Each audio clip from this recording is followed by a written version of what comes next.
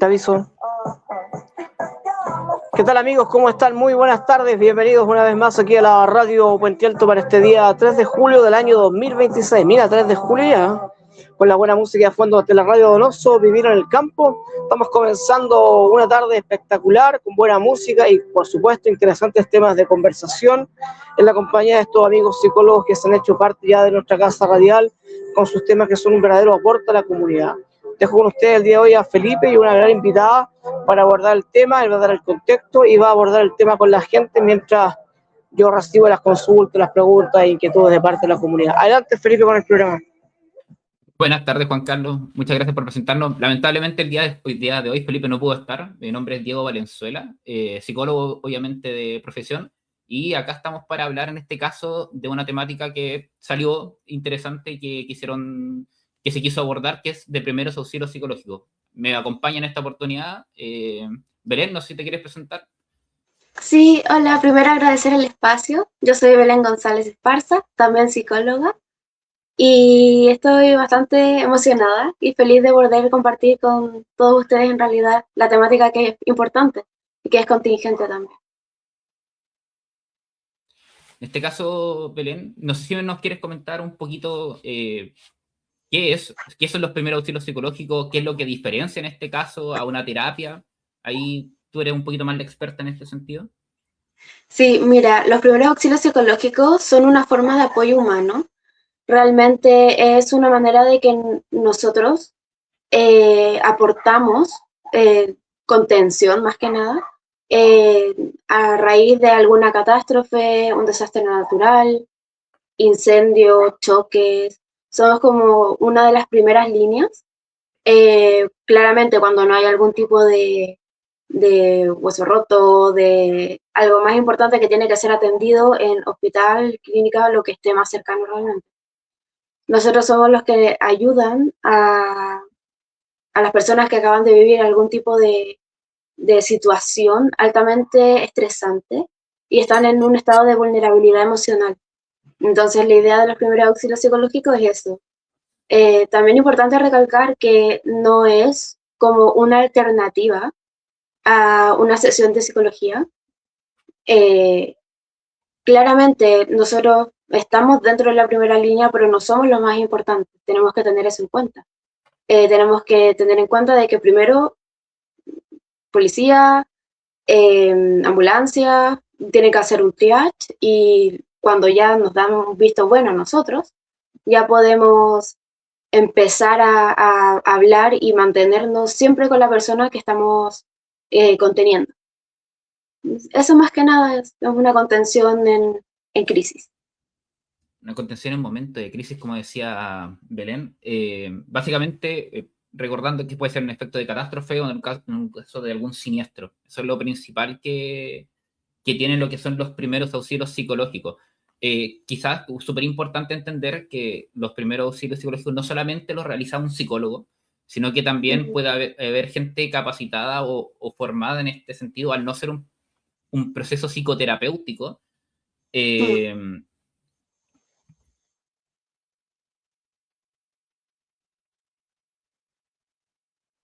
No sé, con la área de la salud pueden formar parte de este proceso, porque al final lo más importante es la contención en una situación de catástrofe. Por ejemplo, ¿qué otra situación o en qué otro contexto podría darse estos primeros auxilios psicológicos, Belén?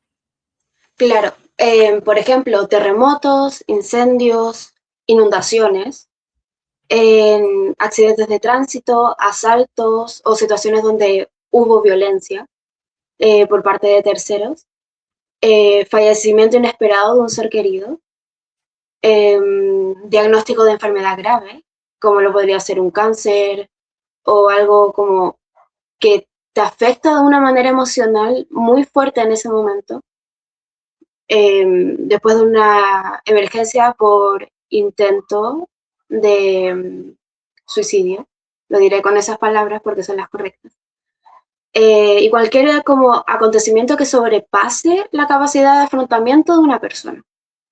Esas son más que nada situaciones donde se puede dar o brindar un primer auxilio psicológico. Excelente. Por casualidad, algunas cosas que son importantes de mencionar ahora. ¿Cómo sería este proceso? O sea, yo creo que tú sabes un poquito más, estás formada dentro del contexto. ¿Cómo es el proceso de lo que son los primeros auxilios psicológicos? Bueno, primero esperamos al triage, que es como el visto bueno que nos dan las personas que están atendiendo, por ejemplo. Claramente no somos prioridad en un momento en donde hay una persona debajo de escombros.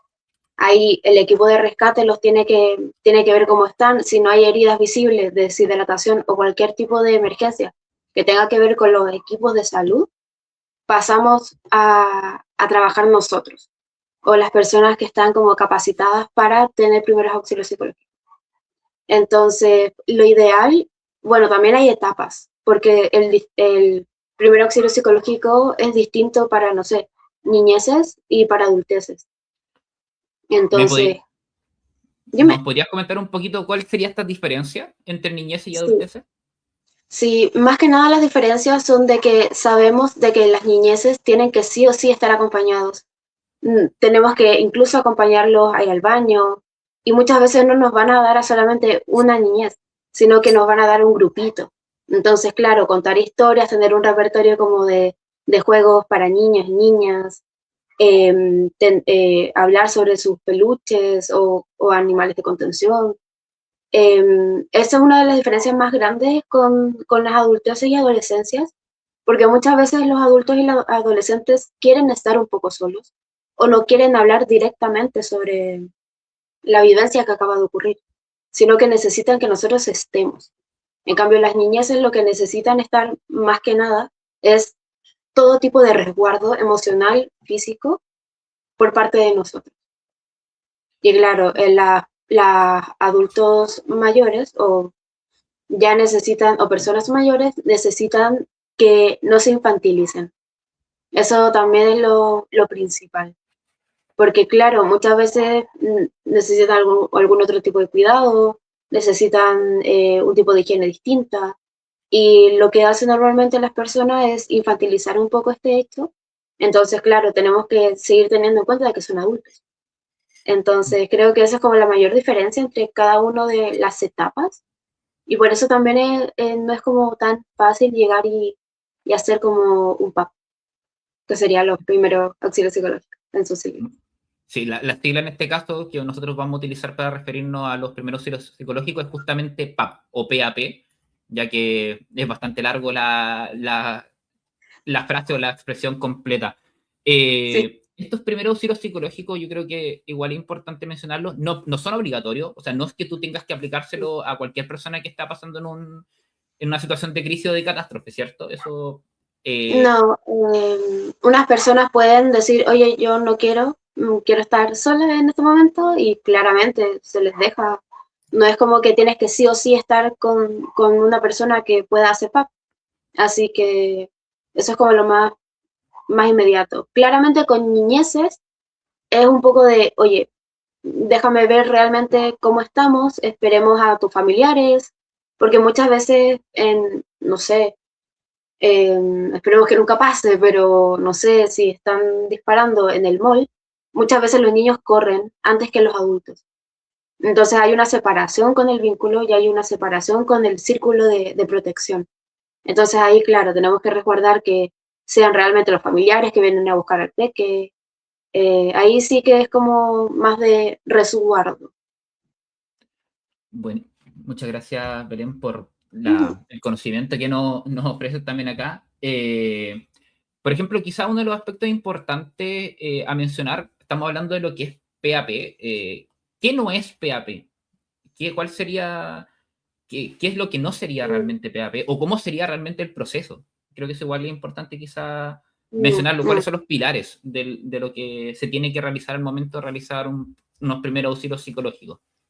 Ya, los pilares es la observación, el acompañamiento, el, la escucha, que no es lo mismo que la observación, y el hecho de luego la reincorporación. ¿A qué me refiero con estos pasos? Sino que son como los más puntuales, por así decirlo, que abarcan a los muchos otros pasos que hay. pero claramente el observar tenemos que ver qué cosas está mostrando esta persona a nivel físico que demuestran que hay algún tipo de desregulación emocional, necesitan algún tipo de otra intervención quizás. Muchas veces no se ven algún tipo de heridas o, no sé, a nivel, no le habían dicho a alguien más que se golpearon la cabeza, por ejemplo. Entonces tenemos que estar muy atentos a eso también, porque en caso de que se hayan golpeado tenemos que ir de nuevo a hacer un triage y ver que le hagan un escáner, porque es peligroso igual. Entonces tenemos que observar eso, está temblando, también hay que ver la diferencia entre una desregulación emocional en una persona neurodivergente a una persona neurotípica, porque la manera de regularse puede ser muy distinta también. El hecho de que, no sé, le quiten a alguien un celular para poder llamar a los papás y es una persona que necesita su celular para sentirse cómodo o cómoda, claro, eso puede derivar una desregulación que no es justamente producto de la crisis que se está viviendo. Entonces hay que estar como bien atento. El escuchar, aunque quieran hablar la historia 20 veces, hay que escucharlos porque es su vivencia también.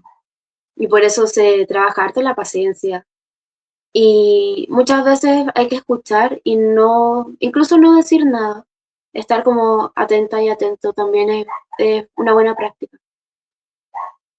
El tema de la reincorporación con sus familiares es importante también, sobre todo cuando son niños y niñas.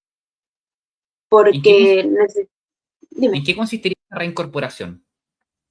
Ya, porque, por ejemplo, la reincorporación puede ser llamar a personas que pueden venir a buscarlos, que sean de su grupo familiar, que sean del núcleo familiar, preguntar en otros albergues quizás si está ahí presente algún familiar cercano o directo del niño o niña. Ver, muchas veces los niños y niñas preguntan respecto sobre sus familiares. Y lo otro es que ahí no podemos mentir. No podemos decir, oye, no sabes qué, tu mamita está dormida. Entonces tenemos que decir, vamos a buscar un familiar que te pueda venir a buscar. Porque sí lo vamos a hacer. O preguntar la hora. Y ahí hay que tener estrategias de decir, mira, ¿sabes qué? Cuando, no sé, mostrar el reloj, buscar estrategias para calmar un poco las ansias. Y, pucha, si es que ya no hay algún familiar cercano o que se conozca, porque muchos niños no conocen los números o nombres completos de sus familiares, tienen que pasar por distintas autoridades, por así decirlo, para que puedan volver a reintegrarse a su núcleo o a su familia más cercana. Entonces lo ideal sería hacer como un seguimiento de eso para saber que en verdad los niños y niñas llegaron a su lugar. Una de las cosas que quizás es súper importante mencionar de los primeros auxilios psicológicos es que nos suena muy de cerca un terremoto o un accidente que pasó en Venezuela hace no tanto. Entonces, no estamos nunca exentos o libres de que nos pueda suceder una catástrofe de igual magnitud en Chile, recordando que Chile igual es un país muy sísmico. Entonces, esta herramienta permite justamente bajar la angustia de lo que es la catástrofe. Los primeros auxilios psicológicos nacen con este enfoque de catástrofe, pero igual se han ido perfeccionando para distintos contextos, por ejemplo, accidentes vehiculares, incendios,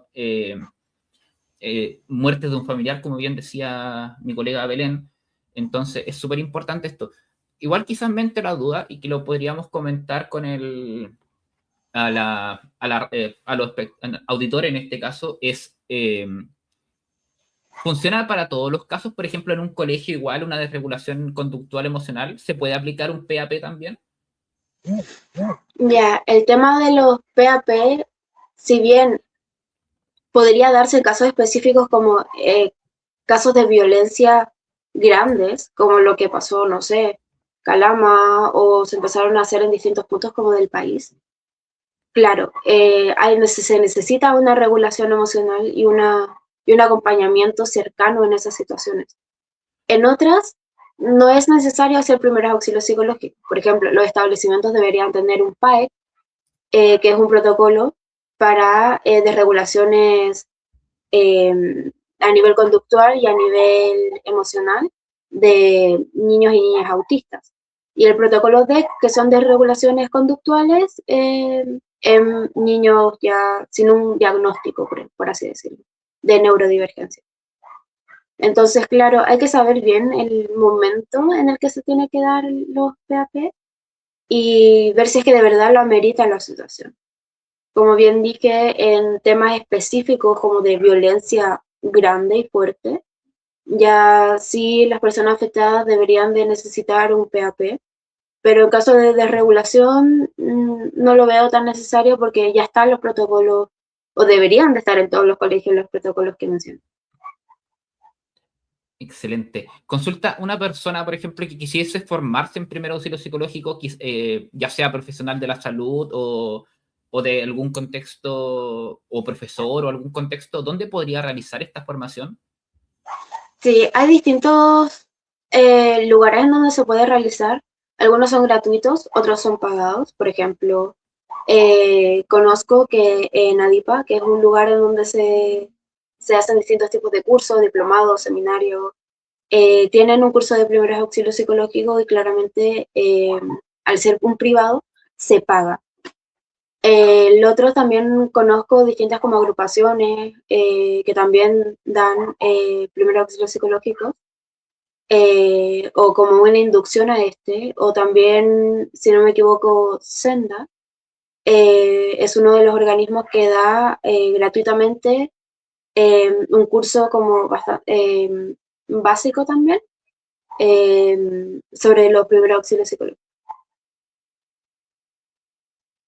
Juan Carlos, no sé si nos habrá llegado algún comentario, alguna pregunta de parte de Sí, los muchas auditores. gracias acá en Estudio 1, muchas gracias de parte de Cristina Sandoval, les mando un gran saludo, dice que está bueno este programa, muy interesante. Me dice, bueno, mi hija es neurodivergente y trabaja en una multitienda en un mall plaza. Y estuvo varios días, harta hora en los probadores y no la dejaron ir al baño, bueno, y se orinó los pantalones. ¿Cómo trabajar ese tema después del tema de la vergüenza con ella? Que lamentablemente no fue lo que le ocurrió. Esa es la pregunta número 1. Mira, los temas que han llegado.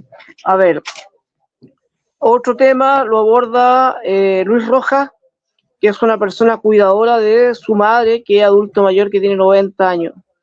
Mi mamá me repite las cosas todos los días, a cada rato.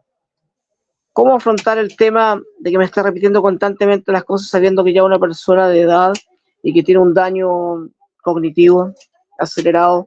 ¿Cómo yo trabajarme y cómo yo entender a mi madre de mejor manera? Muchas gracias. En este caso, yo creo que lo más acercado al momento, yo creo que Belén responderá a la pregunta, en este caso, de la primera pregunta que nos hicieron, y yo tomaré la segunda. Perfecto. Bueno, yo soy abiertamente neurodivergente, soy autista, entiendo mucho la situación. Lamento que haya sido así. Muchas veces las personas autistas, al no ser un tema de que se vea a nivel físico, muchas veces no nos entregan estos apoyos que son necesarios.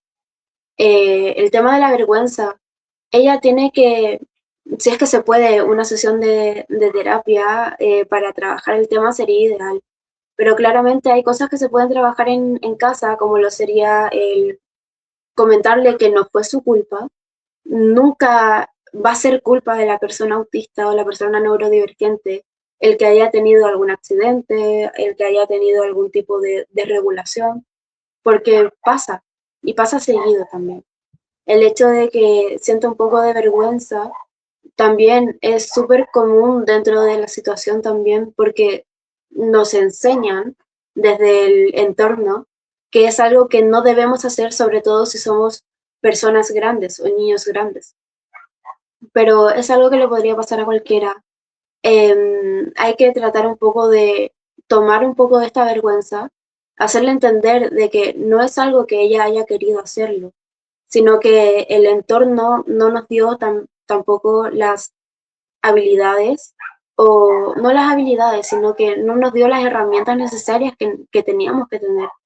El hecho de que ella pueda comunicar sus necesidades también diciendo, oye, soy una persona neurodivergente, necesito esto, necesito ayuda, es súper importante y lo recalco mucho también en sesiones, porque es necesario que alcemos la voz para también comunicar lo que necesitamos, porque somos expertos en nuestras necesidades. Trabajar la vergüenza desde la autoestima, siento que va a servir mucho también en este caso. Bueno, en este caso, yo complementando lo que dice Belén, tomo también el tema como fue en un contexto laboral en el cual no se le permitió ir al baño, estuvo mucho rato encerrada. Creo que es súper importante reconocer que existen instancias. O sea, por ejemplo, Ley Karim también es una instancia, si es un contexto laboral en el cual se vulneran los derechos de las personas y es un menoscabo hacia la persona, independiente de que sea neurodivergente o no sea de neurodivergente, sigue siendo un menoscabo para la persona. Entonces, igual hay instancias formales que se pueden utilizar y que puedan ser útiles para que este mismo tipo de situaciones no se repitan.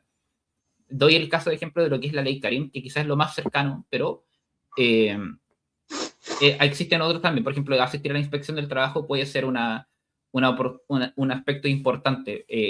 Hay muchas leyes de inclusión, hay mucho fomento de fortalecer también lo que son distintos aspectos de lo del trabajo, y una de las cosas de eso es que sea un trabajo digno, y no se puede prohibir a una persona asistir al baño. O sea, es algo que es súper importante entender que en este caso quien nos menciona no es su culpa y la vergüenza puede ser algo normal, pero no hay que trabajar justamente que no es su culpa. Con respecto a lo que nos menciona la segunda pregunta que nos hicieron, es un tema, la verdad, bastante difícil, porque al existir un deterioro cognitivo, desconocemos también si puede ser Alzheimer o sencillamente un deterioro cognitivo más propio de lo que es la edad. La persona puede no se acuerda. O sea, es súper importante darse cuenta también que si te repite las cosas, si nos van diciendo constantemente lo mismo, es porque no se acuerda. Y quizás para la persona es importante el quien lo dice, pero para quien lo escucha una y otra y otra y otra vez, es desgastante. O sea, es importante reconocer, y lo hemos dicho cada vez instancia que venimos acá, es desgastante, y hay que reconocer también que uno está cansado, y hay que reconocer, saber entender y darse el permiso de decir, me agota. Es el primer paso. No hay que sentir tampoco culpa, no hay que sentir vergüenza, no hay que sentir pena por reconocer que estamos cansados. Y ahí siempre se recomienda, en contextos por lo menos de cuidados, apoyarte en otras personas, vecinos, familiares, a quienes tú puedes recurrir, porque es muy agotador. Y repetir siempre también las instancias formales o institucionales que existen. Desde febrero de este año también está lo que es la red de apoyo de cuidado a nivel municipal, en cada una de las municipalidades. Entonces, recurrir a esta instancia te permite poder entregarte a ti, en este caso, a la diada de cuidado, de cuidador y persona cuidada, apoyo tanto para ti como para la otra persona. Entonces, creo que eso es súper importante, no sentir, la culpa es algo normal, pero, hay que esforzarnos en entender que uno igual se cansa cuando cuida. Entonces, invitar a la persona a perder un poquito esa culpa, a reconocer que uno igual le supera la instancia, y también saber pedir ayuda. Nadie nos va a juzgar por pedir ayuda realmente.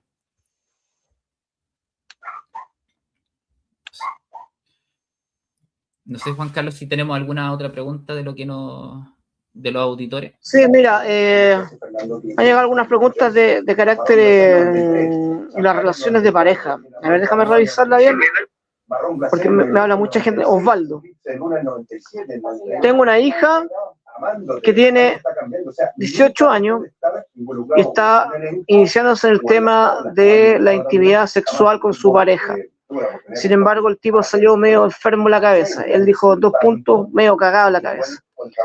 El tema es que se grabaron teniendo intimidad y el tipo ahora la extorsiona con la foto, la imagen y todo lo demás. ¿Cómo trabajar ese tema? Bueno, primero, siento que es muy importante el hecho de hacer una denuncia formal a las entidades necesarias. ¿Por qué? Porque esto es violencia de género. Está bien, es su intimidad el hecho de que se quiera grabar o no. Si está consensuado el hecho de grabarse, está súper bien. Lo que no está bien es el hecho de que lo usen como método de extorsión para poder sacar provecho a algo.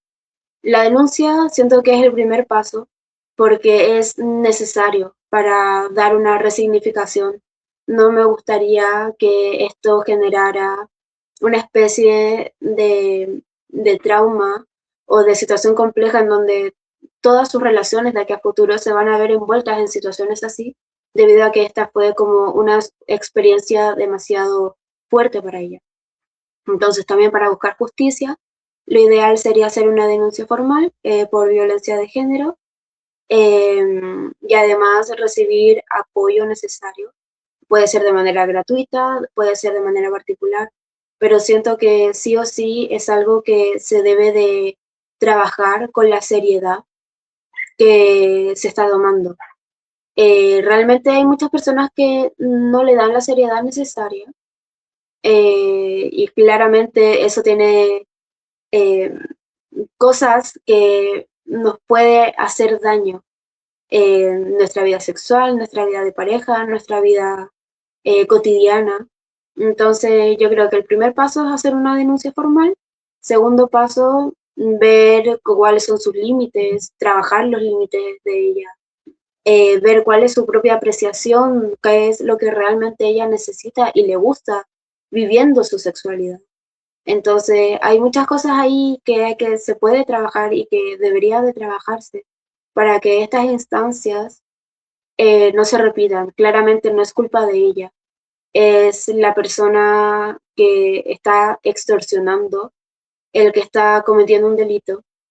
Entonces, claramente las herramientas que se le pueden entregar a ella es el hecho de cuidar sus límites, resguardarse a ella misma también y realmente ver qué cosas son los que ella disfruta dentro de su vida sexual.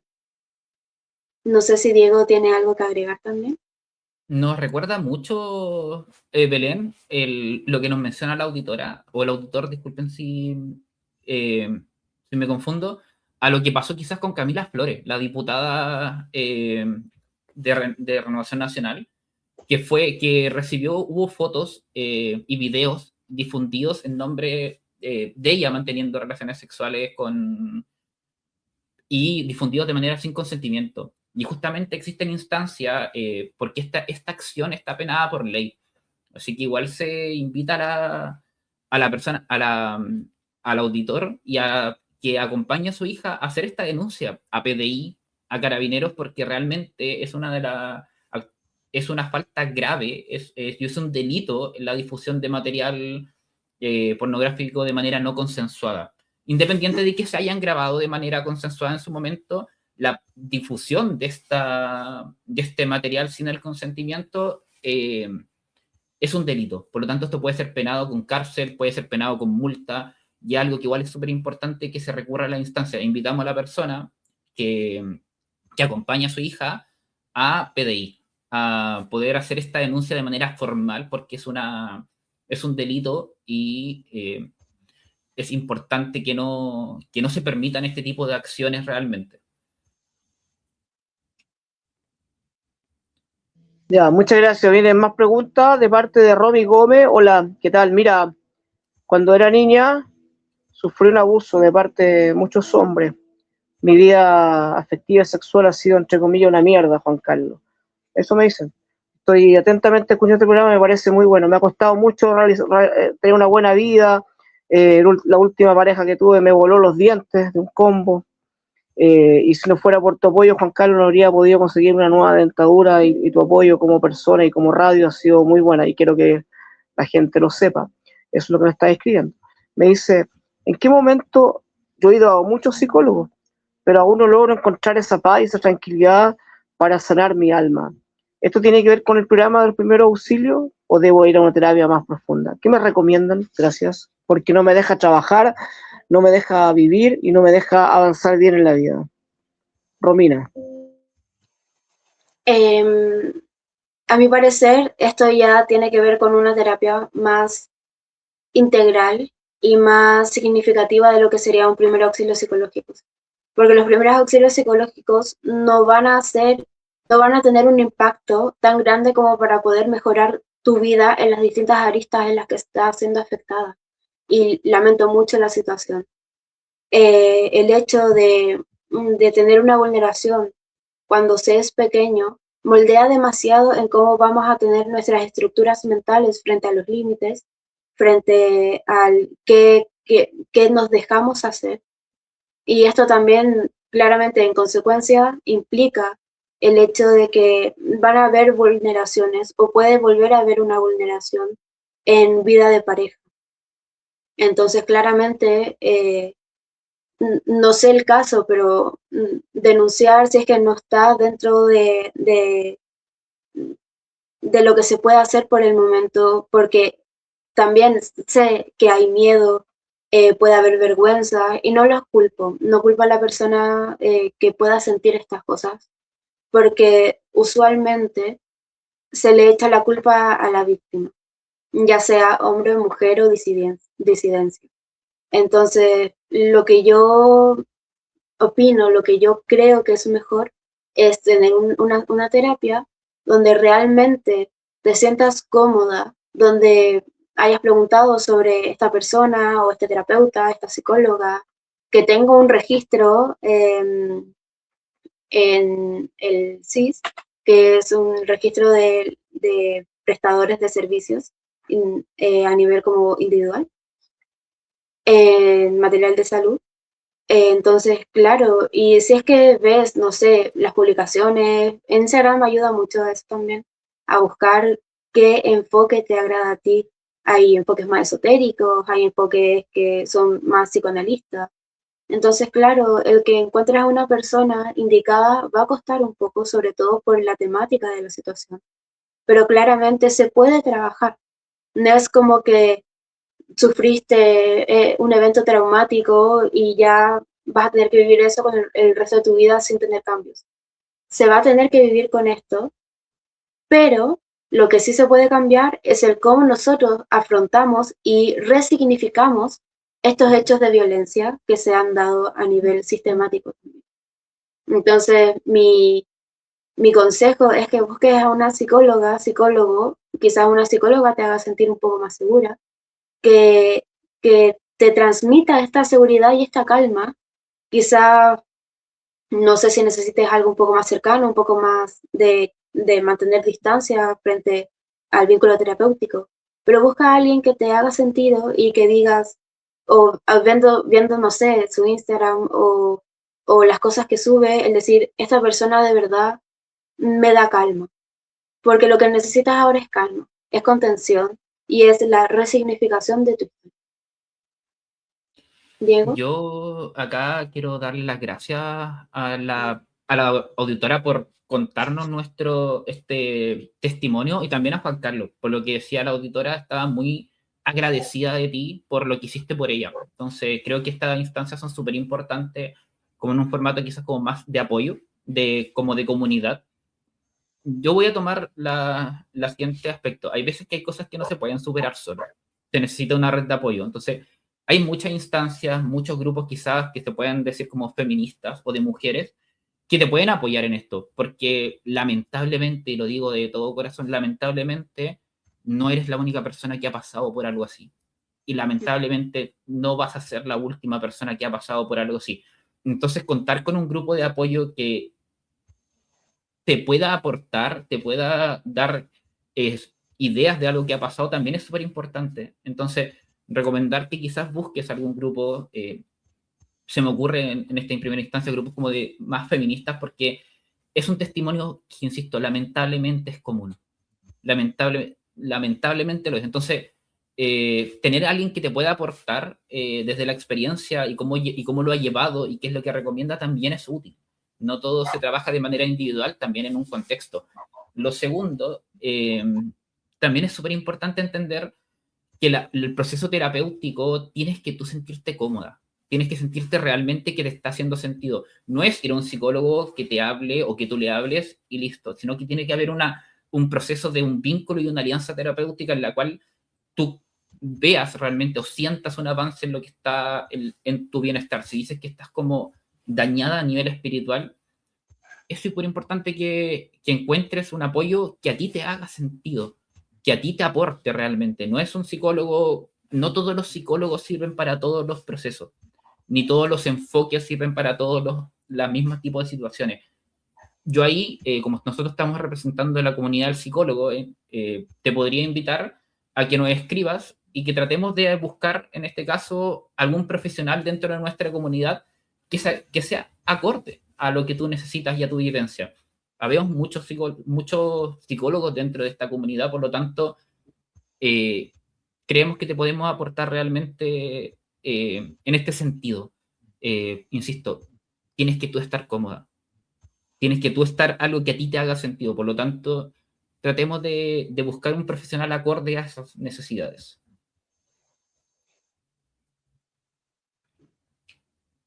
Ya, pues muchas gracias. Gracias por el tiempo y el espacio acá. La gente muy interesada. Regina te manda un saludo. Les dice, oye, está bueno este programa, interesante. Mi mamá es fanática de las noticias negativas. Le encanta ver lo negativo. Es como una adicción que tiene a los terremotos, a los tsunamis, a la violencia. Y después anda como estresada. Anda como tiene miedo de salir a la calle. ¿Cómo puedo enseñarle a mi mamá a que no tiene que ver tantas estas noticias?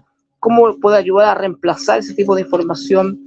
¿En qué me fijo? ¿En qué debo plantearle a mi mamá? Gracias. Bueno, yo creo que las noticias negativas son las que venden. Realmente siento que las noticias que son más pesimistas son las que dan más rating. Usualmente es así, dado que es más impactante el hecho de ver una noticia negativa que una positiva. Muchas veces el miedo es debido a las posibilidades y a las probabilidades. Me gustaría que se pudiese implementar o que si sientes que te hace sentido el comentarle de que las posibilidades no es lo mismo que una probabilidad.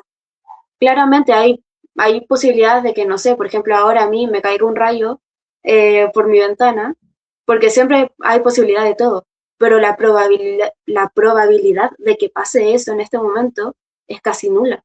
Ni siquiera hay como nubes, entonces, claro. Siento que las posibilidades están tomando como control de la vida de tu madre. En cambio, siento que también es bueno hacer ver las probabilidades de que eso esté pasando o vaya a pasar. No sé, cuando ella vaya a botar basura o claro, lo ideal sería no consumir tanto tipo de contenido cuando ya hay una emocionalidad como de ansiosa. Pero claramente en más de alguna ocasión va a aparecer noticias, vecinas conversando, porque es lo que más cubre como estas noticias o lo que aparece en redes sociales. Entonces, claro, la probabilidad versus posibilidad es algo que ayuda un poco a atraernos en el momento y decir, ah, claro, realmente no es tan probable de que caiga este rayo, aunque tenga miedo de que pase. Y de ahí empezar a trabajar en mecanismos y métodos para bajar los niveles de ansiedad. Diego. Bueno, justamente, como bien decía Belén, el morbo en las noticias, en las redes sociales, es algo que llama mucho la atención. Es algo que vende, como que tenemos la necesidad de ver es muy propio del ser humano buscar como situaciones que son difíciles y verlas de manera, desde un modo lejano. Entonces es algo que pasa. Hay muchos medios de comunicación, lamentablemente también, muy enfocados en lo que es lo visual, la televisión, que están pasando muchas horas. Estas situaciones de catástrofe, estas situaciones de accidentes, de asalto, es algo que realmente al llamar la atención, vende, hace que más gente lo vea el programa, hace que más gente sufra. Y en base a esa misma información es que a veces se han tomado algunas decisiones un poquito cuestionables y que hace que la gente esté como sufriendo, generando este nivel como de ansiedad o de preocupación por el futuro. Recordando eso, que al final la ansiedad es una preocupación ante las miles de posibilidades y no teniendo en cuenta las probabilidades realmente que estaba diciendo Belén. Entonces, creo que eso lamentablemente es un tema muy complejo de abordar porque los medios de comunicación tienen este enfoque de la necesidad de vender. Por lo tanto, el morbo ha sido algo que constantemente lo ha hecho. Es un tema difícil realmente de abordar en este sentido, pero un trabajo de a poco. Es un trabajo de a poco que tú puedas estar realizando, mostrar las situaciones, buscar quizás información real que ha pasado, cuestionar un poco este relato, aunque suena un poco feo decirlo así, cuestionar este relato de que nos puede pasar a cualquier persona, porque yo creo que más de algunos nos ha pasado que escuché al primo del vecino, del tío que le pasó, lo asaltaron o le pasó tal cosa. Igual, quizás buscar, ya, pero le ha pasado a alguien que tú conoces, alguien realmente de todas las personas que conoces, ¿cuántos a ellos realmente le ha pasado lo que tú estás mencionando? Como aterrizar un poco este miedo colectivo, esta situación colectiva que está pasando y buscar ejemplos más concretos. A veces es súper importante quitar como esta nebulosa de incertidumbre y bajarlo a situaciones reales. Yo voy a dar un ejemplo, en este caso mi madre también es un poco preocupada por las malas noticias, le gusta ver noticias, escuchar radio, y siempre está como preocupada. Pero yo le pregunto, dicen, oh, aquí hay tantos asaltos, tantas cosas. Y yo una vez le pregunté, ¿tú conoces a alguien realmente que le haya pasado? ¿O todos son que te contaron que le pasó? Me dice, no, yo la verdad solamente una persona le ha pasado de los que yo conozco. Ese tipo de estrategias baja la incertidumbre colectiva, el miedo al como flotante o la angustia flotante que está y la aterriza. Y ahí permite ese primer paso de decir, la verdad, oh, tienes razón, no es que le pasa a todos, sino que hay, de los que yo conozco, no sé, de 200, 300 personas de las que yo conozco, solamente a uno. Sí, es malo que le haya pasado, pero no son que a las 300 le ha pasado. No es que siempre le ha pasado a todos los que conoce. Entonces, es una estrategia que tú puedas utilizar y que baja esta angustia o esta ansiedad ante algo que lamentablemente los medios han decidido utilizar de manera morbosa para poder vender.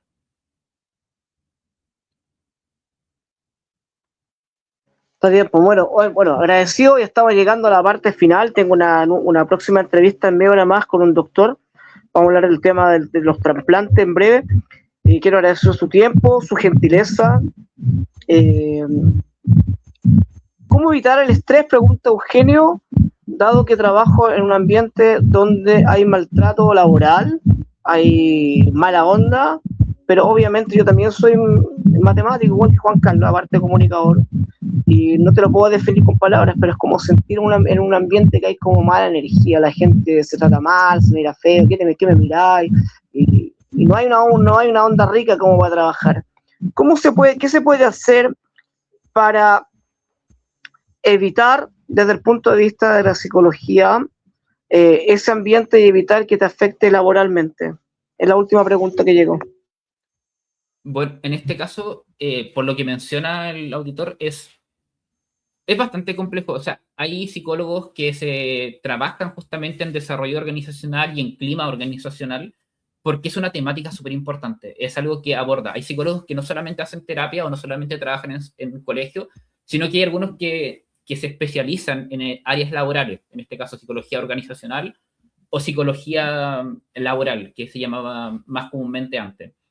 Es súper importante porque es algo que pasa, es algo, siempre en psicología entendemos que todas las problemáticas suceden realmente y se tratan de enfrentar. Por un lado, invitamos quizá a contactar a jefatura, contactar a recursos humanos, buscar quizá una intervención que sea acorde y que también haga sentido a la organización o al lugar de trabajo donde tú estás. Se pueden buscar muchos profesionales que puedan aportar a este contexto de clima porque es súper importante. O sea, la gente que trabaja, por lo menos trabaja 8 horas al día, durante 5 días a la semana. O sea, está más tiempo a veces en el trabajo que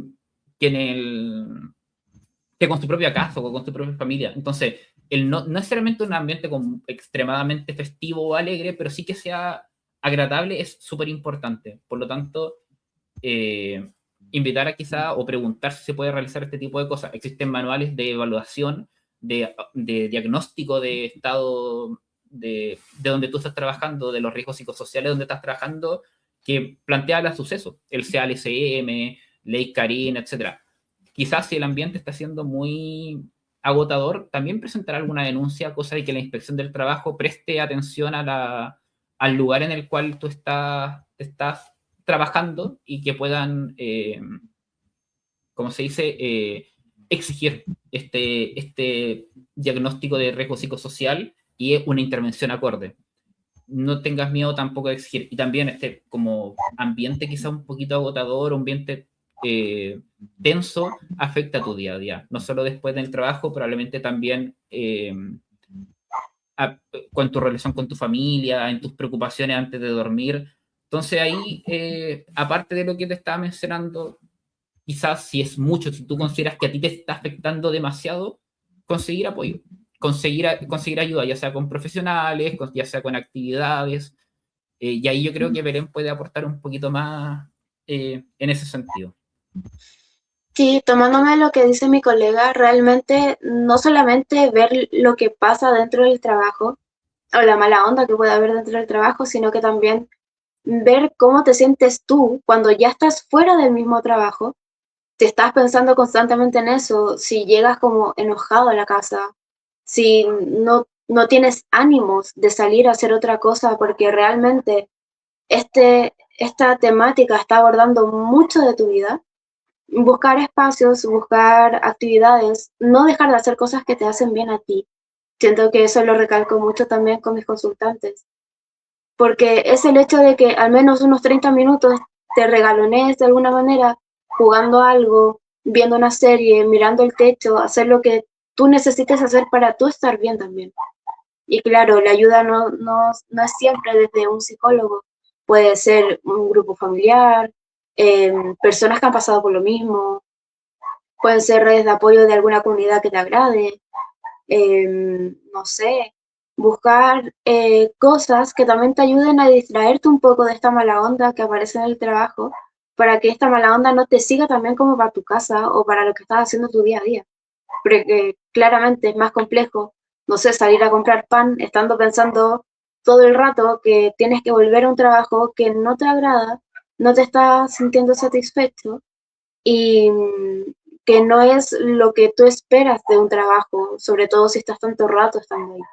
Entonces, claro, si es que de verdad es algo que abarca mucho de tu tiempo y mucho de tu mente también, es importante de que busques ayuda o grupitos de apoyo donde puedas hablar y te puedas desahogar de esto de manera sana.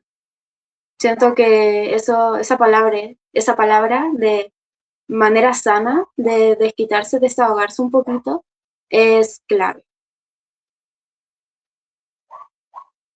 Bueno, queremos agradecer el tiempo y la gentileza. Ha sido un programa muy interesante, 48 minutos con 40 segundos de conversación, ha sido muy interesante. Quedaron muchas preguntas por abordar, lamentablemente no me da el tiempo. La Jessie ahí me dice que ella es una persona cuidadora, que está pasando una angustia y no sabe cómo mantener la motivación constante. Porque si la ve complicado su mamita se puede morir, pero ella es una cuidadora de un enfermo, entonces creo que sería un interesante tema para abordar más adelante, así que muchas gracias por este tema, ha sido un agrado y nos vemos el próximo viernes si Dios así lo permite. Que estén muy bien y gracias, muy buenas tardes a ustedes. Gracias. Muchas gracias Juan Carlos por el espacio. Muchas gracias.